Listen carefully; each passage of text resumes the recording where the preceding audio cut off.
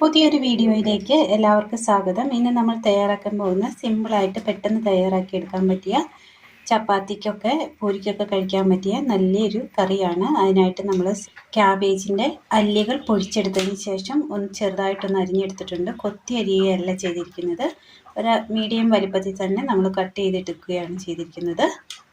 സബോള കൊത്തി അരിഞ്ഞത്, തക്കാളി കൊത്തി അരിഞ്ഞത്. ഇനി ഇത് തയ്യാറാക്കുവാനായിട്ട് പാൻ വെച്ച് കൊടുത്തിട്ടുണ്ട്. ഇതിലേക്ക് നമുക്ക് ഒരല്പം വെളിച്ചെണ്ണ ഒഴിച്ച് കൊടുക്കാം. എണ്ണയൊന്ന് നല്ലപോലെ ചൂടായി വന്നിട്ടുണ്ട്. ഇതിലേക്ക് നമുക്ക് കടുക് ഇട്ട് കൊടുക്കാം.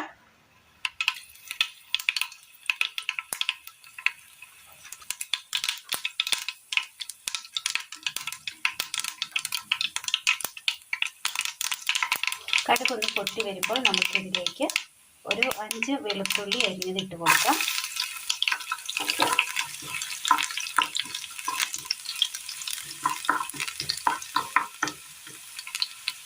ഇനി ഇതിലേക്ക് സബോള അരിഞ്ഞത്, ഒരു മീഡിയം വലിപ്പമുള്ള സബോളയാണ് നമ്മൾ അരിഞ്ഞിട്ടിരിക്കുന്നത്.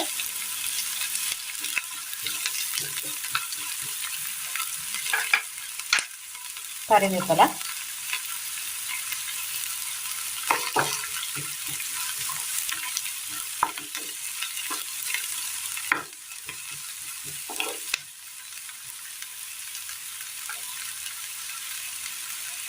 സബോളയുടെ കൂടെ തന്നെ നമുക്ക് ക്യാബേജ് അരിഞ്ഞത് കൂടി ഇട്ട് കൊടുക്കാം.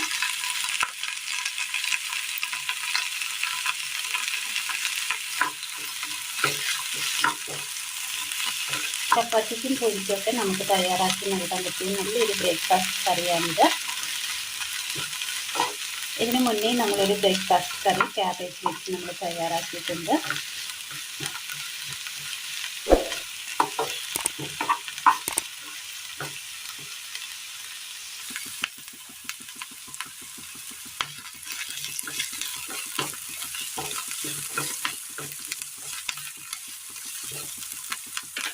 ഇതിലേക്ക് നമുക്കൊരു അല്പം ഉപ്പ് ചേർത്ത് കൊടുക്കാം.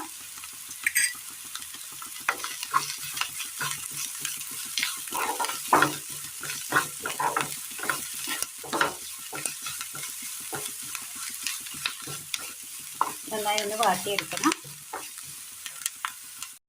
നന്നായി ഒന്ന് വാടി വന്നിട്ടുണ്ട്. ഇതിലേക്ക് നമുക്ക് തക്കാളി കൊത്തിയരിഞ്ഞത് ഇട്ട് കൊടുക്കാം.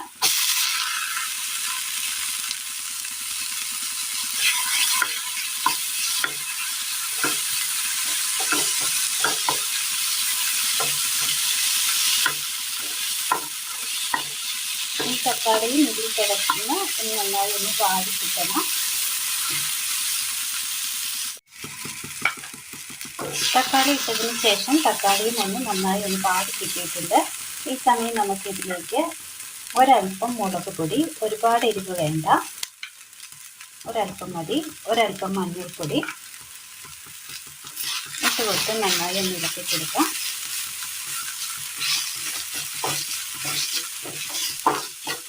എല്ലാം നന്നായി ഒന്ന് വാട്ടിയെടുത്തിട്ടുണ്ട്. ഇനി ഇതിലേക്ക് നമുക്കൊരല്പം ചെറു ചൂടുവെള്ളം ഒരു അയവിനായിട്ട് ഒഴിച്ചു കൊടുക്കാം.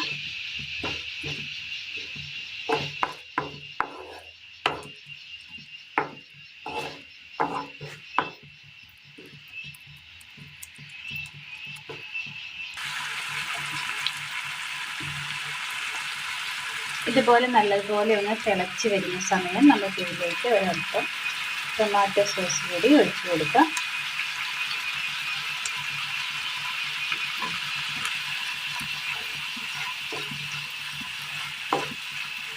തീ ഒന്ന് ഓഫ് ചെയ്യാം.